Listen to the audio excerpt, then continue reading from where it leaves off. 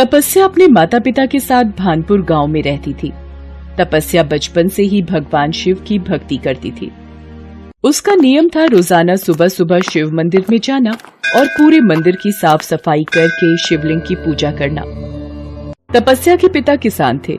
एक छोटी सी जमीन पर जो थोड़ा बहुत अनाज उगता उसे बेचकर थोड़े बहुत पैसे कमा लेते थे। तपस्या 12वीं पास थी। पैसों की तंगी के कारण वो शहर पढ़ने नहीं जा सकी। गांव में ही रहकर वो बच्चों को एक आंगनबाड़ी स्कूल में पढ़ाती थी। सबसे प्यार से बोलना, बड़ों की इज्जत करना उसके स्वभाव में शामिल था। एक दिन, अरे तपस्या बिटिया, आज बड़ी सुबह सुबह मंदिर की साफ सफाई कर दी। जी पंडित जी, आज स्कूल के बच्चों की परीक्षा का दिन है। थोड़ा जल्दी स्कूल पहुंचना है तो सोचा आज तड़के ही उठ जाऊं। अच्छा पंडित जी, अब मैं चलती हूँ। खुश रह बेटिया, बड़ी प्यारी बच्ची है। भगवान भोलेनाथ की परम भक्त है ये अपनी तपस्या। तपस्या स्कूल पहुंचने के लिए जल्दी में थी। अचानक वो किसी से टकरा जाती है। अरे इतनी जल्दी में कहाँ जा रही हो तपस्या? मेरे सामने से हट जाओ गजेंद्र, वरना मैं पिताजी को बोलकर ठाकुर साहब से तुम्हारी शिकायत लगा दूंगी। अरे तू क्या शिकायत लगवाएगी? तेरी बात ठाकुर साहब मानेंगे तब ना। जाकर देख ले ये भी। गजेंद्र ठाकुर का खास नौकर था। वो तपस्या को हर समय आते जाते तंग करता था। तपस्या इन बातों से बहुत दुखी होती थी। अब उसने अपने पिता को बोल ही दिया, बापू, ये गजेंद्र की हरकतें बढ़ती जा रही हैं। जब देखो राह में रास्ता रोककर परेशान करता है। तू परेशान मत हो बेटा, मैं अभी ठाकुर के पास जाता हूँ और इस बारे में बात करता हूँ। राम प्रसाद ठाकुर भान सिंह के पास जाता है और गजेंद्र की सारी बात बताता है। एक बात बोलूं राम प्रसाद, अपनी बेटी को घर में रख। इधर उधर गांव में मास्टरनी बनी घूमती रहती है। लड़कियों का घर में रहना ही शोभा देता है, समझा के? बेचारा राम प्रसाद एक गरीब किसान था। ज्यादा कुछ बोल नहीं सकता था। ठाकुर से गांव में सब डरते थे। वो चुपचाप वहां से चला जाता है। एक दिन शिव मंदिर के बाहर गजेंद्र फिर से तपस्या का रास्ता रोक लेता है और तपस्या का हाथ पकड़ने की कोशिश करता है। तपस्या उसे चांटा लगा देती है। गजेंद्र गुस्से में आ जाता है। मैं तुम्हें पुलिस के हवाले कर दूं, इससे पहले यहाँ से चले जाओ। देख लूंगा तुझे, बस एक मौका हाथ लगने दे। गजेंद्र गुस्से में भरा वहां से चला जाता है। तभी पंडित जी बाहर आ जाते हैं। अरे तपस्या बिटिया, ये गजेंद्र एक नंबर का गुंडा है। इसके मुंह ना ही लगो तो अच्छा है। अब अपना मन मत खराब कर बिटिया। अच्छा, अब परसों शिवरात्रि है तो मंदिर में ठाकुर साहब सोने का कलश और मां पार्वती को सोने के गहने चढ़ा रहे हैं। बहुत बड़ा भंडारा होगा। अपने माँ बाबू को भी दर्शन के लिए मंदिर लेती आना बेटिया, ठीक है ना? ठीक है पंडित जी, मैं ले आऊंगी। शिवरात्रि के दिन ठाकुर भान सिंह शिवलिंग पर सोने का कलश और माँ पार्वती को सोने के गहने चढ़ाता है। भीड़ के कारण तपस्या अपने माँ बापू के साथ मंदिर के बाहर ही खड़े होकर दर्शन करती है। अगले दिन तपस्या सुबह सुबह मंदिर की सफाई करके स्कूल चली जाती है। पीछे से, अरे माँ पार्वती के गहने कहाँ हैं? मंदिर में चोरी हो गई। गहनों की चोरी किसने की? ठाकुर साहब को बताता हूँ। पंडित दौड़ता दौड़ता ठाकुर के पास जाता है। ठाकुर साहब, माँ पार्वती के गहने चोरी हो गए। क्या? अरे किसकी हिम्मत से जो इस गांव के मंदिर में मेरे द्वारा चढ़ाए गए गहनों को चोरी कर ले? पिताजी, मुझे टॉफी खानी है, अभी इसी वक्त। अरे ठकुराइन, अरे ये बंसी को अंदर ले जा, यहाँ जरूरी बात चल रही है। ठाकुर का बेटा बंसी कुछ साल पहले सिर में आई चोट के दौरान मंदबुद्धि हो गया था। बहुत इलाज कराने के बावजूद भी वो ठीक नहीं हुआ था। अरे ओ गजेंद्र, जरा जीप निकाल, मंदिर में गहनों की चोरी हो गई है। पिताजी, मैं भी आपके साथ चलूंगा। अरे अभी हम काम से जा रहे हैं, ठकुराइन इसे अंदर लेके जा। नहीं, मैं भी चलूंगा। मुझे जाना है जीप पर घूमने। अच्छा चल बैठ जा, तू ना मानेगा आज। ठाकुर मंदिर पहुंचता है और आसपास में सभी से पूछताछ की जाती है, पर कोई भी जवाब नहीं मिलता। आखिर चोर है कौन? अरे ऐसी हिम्मत कौन कर सकता है? ठाकुर साहब, ये पता चल जाए कि आज सुबह सुबह मंदिर कौन आया था, बस वही मंदिर के गहनों का चोर है। ये ठीक रहेगा। क्यों पंडित जी, सबसे पहले सुबह सुबह कौन मंदिर आता है, कुछ पता है के? ठाकुर साहब, सुबह सुबह तो बस तपस्या बिटिया ही मंदिर की साफ सफाई करने आती है और पूजा पाठ करके चली जाती है, पर उसे तो ये कार्य करते हुए बरसों बीत गए। अरे पंडित जी, इंसान की नियत बदलते देर नहीं लगती। अरे तपस्या को अभी बुलवाओ। ठाकुर अपने एक आदमी को तपस्या के घर भेजता है। तपस्या कहाँ है? उसे ठाकुर साहब ने अभी इसी वक्त शिव मंदिर बुलाया है। मेरी बेटी को ठाकुर साहब बुला रहे हैं, पर क्यों? सुनो जी तपस्या के बापू, तपस्या को ठाकुर साहब ने बुलाया है। अब क्या काम है ठाकुर साहब को तपस्या से? पता नहीं, मंदिर में गहनों की चोरी के सिलसिले में पूछताछ करनी है शायद। मुझसे पूछताछ करनी है? जल्दी चलो, ठाकुर साहब गुस्सा करेंगे, जल्दी चलो। चलो बापू, पता नहीं मुझसे क्या काम है। तपस्या शिव मंदिर पहुंचती है। अरे तपस्या, सच सच बता दे, मंदिर के गहने तूने कहाँ छिपाए हैं? कौन से गहने ठाकुर साहब? मैंने कोई गहने नहीं चुराए। सुबह तो माँ पार्वती के ऊपर गहने थे जब मैं आई थी। तो क्या गहनों को जमीन निगल गई या आसमान खा गया? सीधी तरह बता दे, गहने कहाँ हैं? ठाकुर साहब, मेरी बेटी ने कोई चोरी नहीं की, हमारा विश्वास कीजिए। मेरी बेटी परम शिव भक्त है, वो भला ऐसा घिनौना काम क्यों करेगी? अरे चल हट रे, ठाकुर साहब के आगे आंसू मत बहा। ये लड़की अभी गहने वापस करेगी। हे भोलेनाथ, मैंने आपकी सच्चे मन से हमेशा पूजा की है। आज आपकी भक्त को चोर कहा जा रहा है, वो भी आपके ही मंदिर की चोरी। हे शिव शंकर, मेरी सहायता करो। अरे ऐसे भगवान सुनने लगे तो मैं सबसे ज्यादा दान पुण्य करता हूँ, समझी के? मेरे बंसी के लिए कितने इलाज किए और कब से इस शिव मंदिर में दान कर रहा हूं, मेरी तो आज तक नहीं सुनी। मेरा इकलौता बेटा बंसी इतने सालों से ठीक नहीं हुआ। क्या तेरे शिव शंकर तेरी ज्यादा सुनते हैं के? हैं? तो बोल उन्हें मेरे बंसी को ठीक कर दें। क्या है उनमें इतनी शक्ति है जो तेरी सुन लेंगे और गहनों के चोर का पता चल जाएगा? बात कर रही है। तभी तपस्या को बंसी के हाथ में एक चूड़ी दिखाई देती है जो माँ पार्वती को चढ़ाई गई थी। ठाकुर साहब, आपके बेटे बंसी के हाथ में कुछ है। माँ पार्वती को चढ़ाई गई चूड़ी? रे बंसी, ये तेरे हाथ में कैसे आई रे? वो आज सुबह गजेंद्र के हाथ से गिर गई थी, मैंने उठा ली। ये झूठ बोल रहा है ठाकुर साहब। बंसी ने कहीं और से ले ली होगी। आप इस पागल की बातों पर विश्वास मत कीजिए ठाकुर साहब। रे तूने मेरे बेटे को पागल बोला, मैं तुझे जान से मार दूंगा। मंदिर के गहनों की चोरी तूने की है। मैंने तुझे अपने घर में पनाह दी, नौकरी दी, तू मेरी ही थाली में छेद कर रहा है। बता, तूने गहने क्यों चुराए, बता। मैं इस तपस्या से अपने थप्पड़ का बदला लेना चाहता था, इसलिए मैंने मंदिर के गहनों की चोरी की। तू मेरी आंखों के सामने से इसी वक्त चला जा, वरना मुझसे बुरा कोई नहीं होगा। गजेंद्र तिलमिलाता हुआ वहां से चला जाता है। मंदिर के गहनों का असली चोर मिल गया था।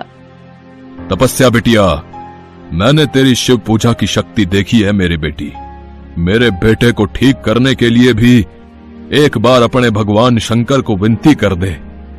ठाकुर साहब, एक बार बंसी से बोलिए कि शिवलिंग के आगे माथा टेके और मन से भोलेनाथ को पुकारे, देखना वो जरूर सुनेंगे। ठाकुर बंसी को शिवलिंग के आगे माथा टेकने को बोलता है और भोलेनाथ को पुकारता है। हे नीलकंठ भोले भंडारी, रे डमरू वाले, मेरी बंसी को ठीक कर दे।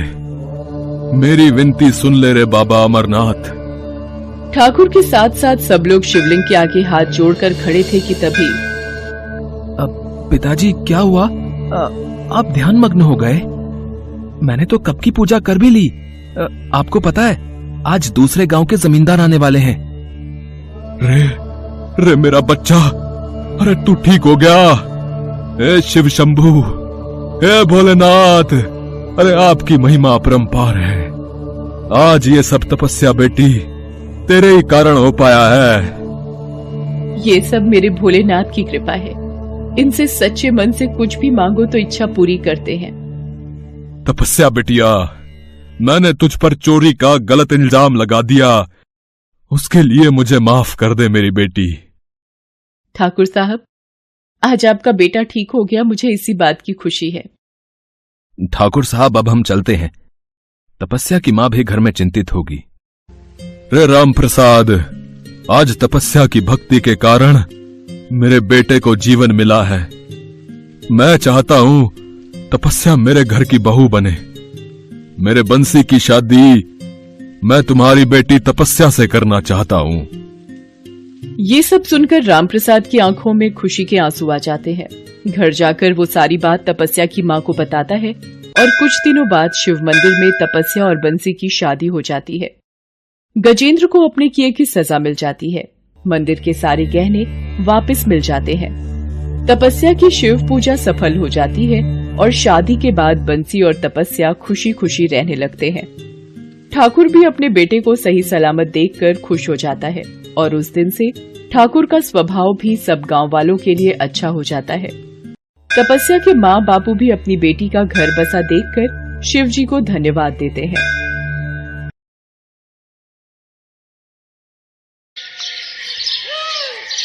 मंगलपुर गांव में बिरजू नाम का एक बहेलिया रहता था। वो रोजाना जाल बिछाकर तरह तरह के पक्षियों को पकड़ता और उन्हें पिंजरे में बंद करके गांव के बाजार में बेच आता था। बिरजू की पत्नी कमला भगवान शिव की परम भक्त थी।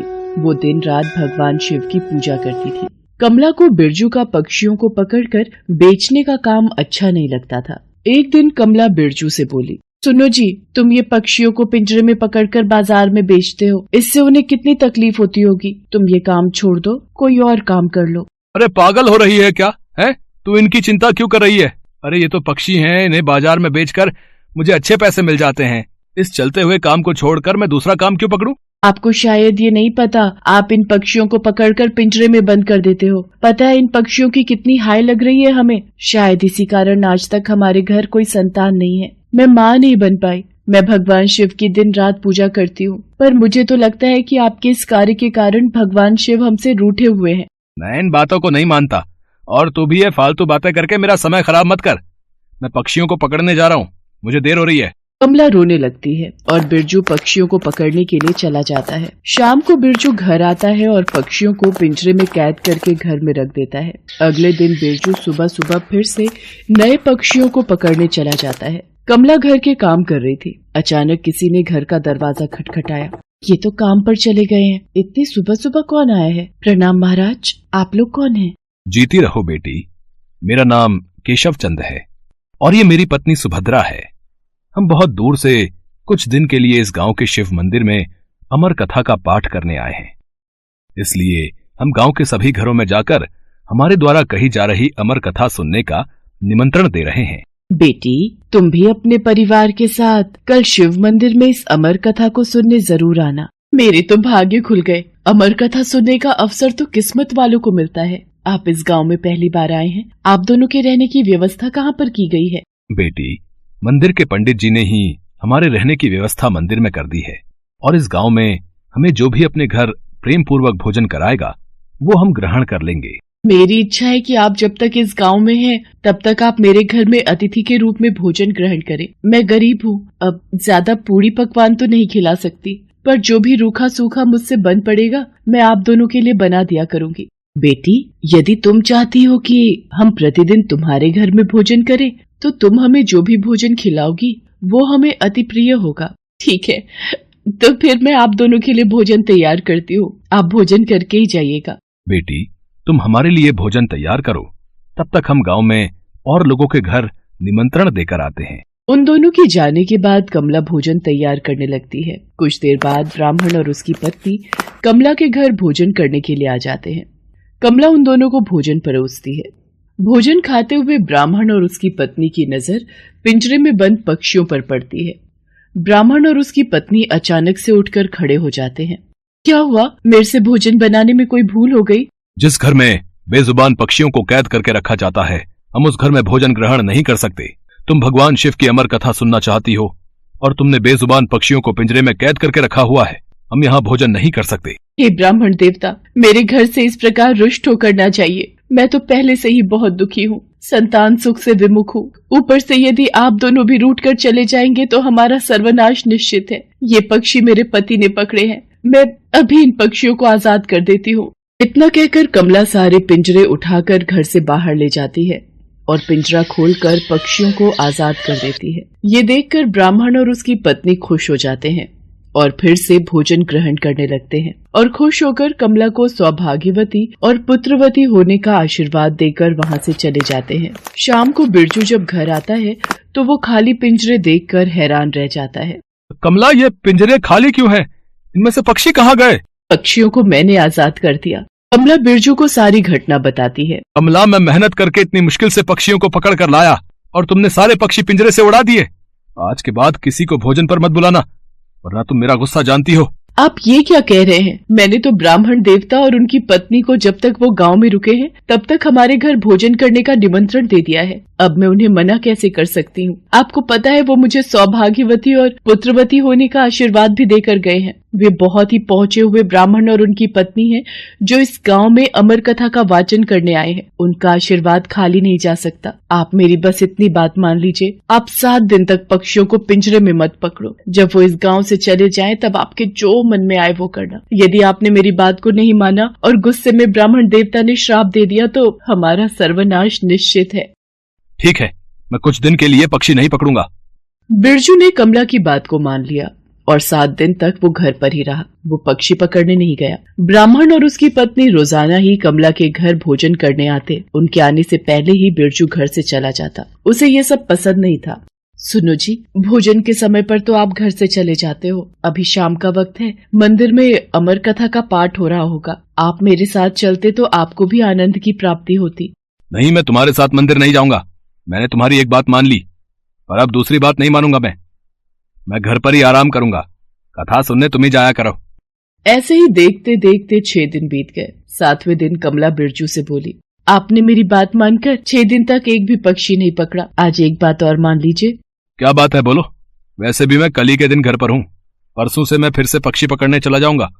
कल अमर कथा समाप्त हो जाएगी। मैं चाहती हूँ कल आप भी मेरे साथ कथा सुनने मंदिर चलो और वहाँ से आने के पश्चात आप मेरे साथ ब्राह्मण और उसकी पत्नी को भोजन कराओ और उनका आशीर्वाद प्राप्त करो। क्या पता उनके आशीर्वाद से हमें संतान का सुख प्राप्त हो जाए। ठीक है, मैं कल तुम्हारे साथ मंदिर में कथा सुनने चलूंगा। अगले दिन बिरजू कमला के साथ मंदिर में अमर कथा सुनने जाता है। कथा सुनते सुनते बिरजू की आंखों में आंसू आ जाते हैं। क्या हुआ? आपकी आंखों में आंसू क्यों आ गए? भगवान शिव ने जिन कबूतरों को अमरता का वरदान दिया, मैंने उन्हीं कबूतरों को बेचकर अपना जीवन नरक बना लिया। कमला, मैंने सोच लिया है, मैं आज के बाद कभी भी पक्षियों को पकड़कर पिंजरे में कैद नहीं करूंगा। उन्हें नहीं बेचूंगा। मैं ये काम छोड़ दूंगा। मैं मेहनत मजदूरी करूंगा। शाम के वक्त ब्राह्मण और उसकी पत्नी भोजन पर आते हैं। बिरजू उनका बहुत स्वागत करता है। बिरजू की बात सुनकर ब्राह्मण और उसकी पत्नी अपने असली रूप में आ जाते हैं। वो कोई और नहीं, साक्षात भगवान शिव और माँ पार्वती थे। बिरजू, कमला मेरी परम भक्त है। उसकी संतान पूर्ति की इच्छा का वरदान देने के लिए तुम्हें सही राह पर लाना आवश्यक था। इसीलिए हम दोनों भेष बदलकर धरती पर तुम्हें सही राह दिखाने के लिए ही आए हैं। कमला, हम तुम्हें पुत्रवती होने का आशीर्वाद प्रदान करते हैं।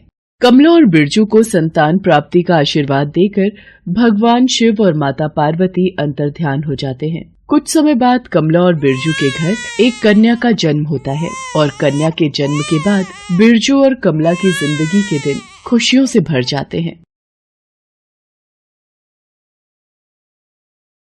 एक बार माँ पार्वती और भगवान शंकर जी कैलाश पर बैठे हुए वार्तालाप कर रहे थे। तब माँ पार्वती जी ने भगवान शंकर जी से पूछा, प्रभु, आप तो अपने भक्तों की सभी मनोकामनाएं क्षण में पूरी कर देते हैं। इसलिए मेरी ये जानने की बहुत इच्छा है कि आपकी कृपा पाने के लिए कौन सा ऐसा व्रत है जो श्रेष्ठ माना गया है, जिससे मनुष्य के जीवन के सभी कष्ट दूर हो जाते हैं और आपकी कृपा पाकर मनुष्य उच्च फल की प्राप्ति करता है। देवी पार्वती, आपको तो ज्ञात है, महाशिवरात्रि का दिन मुझे अति प्रिय है। इस दिन जो भी भक्त सच्चे हृदय से मेरी पूजा और अर्चना करता है, मैं उसके सारे मनोरथ पूर्ण करता हूं। आज मैं आपको महाशिवरात्रि व्रत से जुड़ी एक शिकारी भक्त चित्रभानु की कथा सुनाता हूं कि किस प्रकार चित्रभानु ने अनजाने ही मेरी पूजा के फल से मोक्ष प्राप्त कर लिया। एक बार चित्रभानु नामक एक शिकारी था। पशुओं की हत्या करके वो अपने परिवार को पालता था। चित्रभानु ने एक साहूकार से पहले कभी ऋण लिया था, लेकिन वो समय पर साहूकार का ऋण नहीं चुका सका, जिस पर क्रोधित साहूकार ने शिकारी को बंदी गृह में डाल दिया। संयोग से उस दिन शिवरात्रि थी, तो बंदी गृह के पास से गुजर रहे शिव भक्तों के प्रवचन उसके कानों में पड़ रहे थे। चित्रभानु भी ध्यान मग्न हो गया और धार्मिक बातें सुनता रहा। संध्या होते ही साहूकार ने उसे अपने पास बुलाया। क्यों भाई चित्रभानु, है? पूरा दिन भूखे प्यासे रहकर कुछ अक्ल तो आ ही गई होगी। मेरा ऋण कब तक चुकाने का इरादा है? साहूकार जी, मुझे बस कल तक का समय और दे दो, मैं आपका सारा ऋण लौटा देने का वचन देता हूं। सिर्फ कल तक का ही समय दे रहा हूं। अगर तू अपने परिवार के साथ इसी गांव में रहना चाहता है तो कल तक मेरा सारा कर्जा चुका देना। महादेव, चित्रभानु ने तो सुबह से अन्न जल कुछ भी ग्रहण नहीं किया था, वह तो भूखा प्यासा था। हाँ देवी पार्वती, चित्रभानु को अगले दिन तक साहूकार का कर्जा चुकाना था, इसलिए वो घर नहीं गया, सीधा वहां से जंगल में शिकार के लिए निकल गया। लेकिन दिन भर बंदी गृह में भूखे प्यासे बंद रहने के कारण चित्रभानु भूख प्यास से व्याकुल था। उसने शिकार करने के लिए तालाब के किनारे बेल वृक्ष पर पड़ाव बना लिया।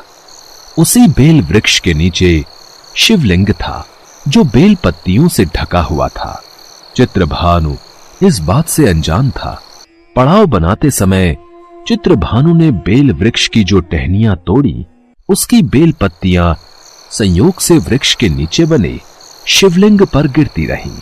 इस प्रकार दिन भर भूखे प्यासे रहने से चित्रभानु का व्रत भी हो गया और शिवलिंग पर बेल पत्र भी चढ़ गए। मैं जानती हूँ प्रभु, ये सब आपके ही द्वारा रचाई हुई लीला है। आप अपने भक्तों की सदैव परीक्षा लेते रहते हैं ताकि उन्हें उत्तम जीवन की प्राप्ति हो। भगवान भोलेनाथ माँ पार्वती के मुख से ये वाक्य सुनकर मुस्कुरा देते हैं और आगे की कथा कहते हैं। देवी पार्वती, मैं अब आगे की कथा कहता हूं। रात्रि का एक पहर बीत चुका था। चित्रभानु शिकार की तलाश में अभी तक उस बेल वृक्ष पर ही बैठा था। तभी एक गर्भिणी मृगी तालाब पर पानी पीने पहुंची। शिकारी चित्रभानु ने धनुष पर तीर चढ़ाकर ज्यों ही प्रत्यंचा खींची। रुको शिकारी रुको, मेरी हत्या न करो, मैं गर्भिणी हूँ। तुम एक साथ दो जीवों की हत्या करोगे जो ठीक नहीं है। मुझे कृपा करके अभी छोड़ दो, मुझे जाने दो। मैं वचन देती हूँ, मैं बच्चे को जन्म देकर शीघ्र ही तुम्हारे समक्ष आ जाऊंगी, तब तुम मुझे मार देना। पता नहीं इस गर्भिणी मृगी को मारने का मन ही नहीं कर रहा। इसकी बात पर विश्वास करके अभी इसे जाने देता हूं। कोई और शिकार आ जाएगा तो उसे मार दूंगा। कुछ ही देर बाद एक और मृगी उधर से निकली। चित्रभानु की प्रसन्नता का ठिकाना न रहा। मृगी के समीप आने पर उसने धनुष पर बाण चढ़ाया। तब उसे देख मृगी ने विनम्रता पूर्वक निवेदन किया, हे पार्थी, मैं अपने पति की खोज में भटक रही हूँ। मैं अपने पति से मिलकर शीघ्र ही तुम्हारे पास आऊंगी, फिर तुम मुझे मार देना। ये मुझे क्या हो रहा है? मेरे हाथ आए शिकार को मैं स्वयं ही छोड़ रहा हूं। मेरे हाथ बार बार धनुष पर प्रत्यंचा चढ़ाते हैं और बार बार ही हाथ छूट जाता है। रात्रि का अंतिम पहर बीत रहा था। तभी एक अन्य मृगी अपने बच्चों के साथ उधर से निकली। इस शिकार को मैं अपने हाथों से नहीं जाने दूंगा। समय गवाए बिना इस शिकार को अपना निशाना बना लेता हूं। हे पार्थी, मुझे जाने दो। मैं इन तीनों बच्चों को इनके पिता को सौंप कर लौट आऊंगी। सामने आए शिकार को छोड़ दूं? मैं ऐसा मूर्ख नहीं। इससे पहले मैं 2 बार अपना शिकार खो चुका हूं। मेरे बच्चे भूख प्यास से तड़प रहे होंगे। मैं तुम सबकी बातों में बहुत आ चुका। तुम सबने मुझे बहुत बना लिया। अब तुम्हें मेरा शिकार बनना ही होगा। जैसे तुम्हें अपने बच्चों की ममता सता रही है, ठीक वैसे ही मुझे भी अपने बच्चों की चिंता है। इसलिए मेरे छोटे छोटे बच्चों पर दया करो। मैं थोड़ी देर के लिए जीवन दान मांग रही हूँ। हे पार्थी, मेरा विश्वास करो। मैं इन्हें इनके पिता के पास छोड़कर तुरंत लौटने की प्रतिज्ञा करती हूँ। ठीक है, मैं तुम्हें तुम्हारे बच्चों के कारण छोड़ रहा हूं, पर इन्हें छोड़कर तुम्हें शीघ्र ही लौटना होगा। तत्पश्चात क्या हुआ प्रभु? क्या वे तीनों मृगियां वापस लौटी? देवी पार्वती, आगे की कथा यूं इस तरह से विपरीत होती है। जब शिकार के अभाव में बेल वृक्ष पर बैठा शिकारी चित्रभानु बेल पत्र तोड़ तोड़कर नीचे फेंकता जा रहा था, पौ फटने को हुई तो एक हृष्ट पुष्ट मृग उसी रास्ते पर आया। चित्रभानु ने सोच लिया था कि इसका शिकार वो अवश्य करेगा। शिकारी की तनी प्रत्यंचा देखकर वो मृग विनीत स्वर में बोला, हे पारधी भाई, यदि तुमने मुझसे पूर्व आने वाली 3 मृगियों तथा छोटे छोटे बच्चों को मार डाला है, तो मुझे भी मारने में विलंब ना करो, ताकि मुझे उनके वियोग में एक क्षण भी दुख न सहना पड़े। मैं उन मृगियों का पति हूं। यदि तुमने उन्हें जीवन दान दिया है, तो मुझे भी कुछ क्षण का जीवन देने की कृपा करो। मैं उनसे मिलकर तुम्हारे समक्ष उपस्थित हो जाऊंगा। मृग की बात सुनते ही चित्रभानु के सामने पूरी रात का घटना चक्र घूम गया। उसने सारी कथा मृग को सुना दी। हे पार्थी, यदि तुमने मुझे मार दिया, तो मेरी तीनों पत्नियां जिस प्रकार वापस लौटकर आने के लिए प्रतिज्ञाबद्ध होकर गई हैं, वो मेरी मृत्यु से अपने धर्म का पालन नहीं कर पाएंगी। अतः जैसे तुमने उन्हें विश्वास करके छोड़ा है, वैसे ही मुझे भी जाने दो। मैं उन सब के साथ तुम्हारे सामने शीघ्र ही उपस्थित होता हूं। अनजाने ही शिवरात्रि व्रत करने, रात्रि जागरण तथा शिवलिंग पर बेलपत्र चढ़ने से शिकारी चित्रभानु का हिंसक हृदय निर्मल हो गया था। उसमें भगवत शक्ति का वास हो गया था। धनुष तथा बाण उसके हाथ से सहज ही छूट गया। प्रभु, ये सब आपकी अनुकंपा है, जो चित्रभानु जैसे हिंसक शिकारी का हृदय भी करुणा से भराया है। थोड़ी ही देर बाद वो मृग सपरिवार शिकारी के समक्ष उपस्थित हो गया, ताकि वो उनका शिकार कर सके। किंतु जंगली पशुओं की ऐसी सत्यता, सात्विकता एवं सामूहिक प्रेम भावना देखकर चित्रभानु को बड़ी ग्लानि हुई। उसके नेत्रों से आंसुओं की झड़ी लग गई। उस मृग परिवार को न मारकर चित्रभानु ने अपने कठोर हृदय को जीव हिंसा से हटा सदा के लिए कोमल एवं दयालु बना लिया। आपके महाशिवरात्रि व्रत और त्योहार में सचमुच कितनी शक्ति है, जो कि चित्रभानु जैसे एक हिंसक शिकारी की प्रवृत्ति में भी बदलाव कर सकती है। इसके पश्चात देवलोक के समस्त देवता भी भगवान भोलेनाथ और मां पार्वती पर फूलों की वर्षा करने लगे। शिकारी चित्रभानु ने बुराई का मार्ग त्याग कर अच्छाई के मार्ग को अपना लिया और मेहनत मजदूरी करके उसने साहूकार का कर्जा भी चुका दिया और खुशी खुशी भगवान भोलेनाथ की कृपा से परिवार के साथ साथ खुशी खुशी जीवन व्यतीत करने लगा। हिंदू धर्म में महाशिवरात्रि त्योहार का बहुत महत्व है। ये त्योहार फाल्गुन मास के कृष्ण पक्ष की त्रयोदशी तिथि को आता है। कहा जाता है कि इस दिन देवों के देव महादेव और मां पार्वती का विवाह हुआ था। महाशिवरात्रि के दिन भगवान शंकर की पूजा की जाती है। इस दिन मंदिरों में महापूजा का भी आयोजन होता है। सभी भक्त इस दिन मंदिर जाकर भगवान शंकर के शिवलिंग पर दूध, दही, बेलपत्री, बेर और फल फूल चढ़ाकर पूजा करते हैं। मान्यता है कि इस दिन पूजा और व्रत करने से व्यक्ति की सभी मनोकामनाएं पूरी होती हैं और भगवान शंकर और मां पार्वती का आशीर्वाद प्राप्त होता है और इनकी पूजा करने से धन धान्य, सुख, सौभाग्य और समृद्धि में वृद्धि होती है।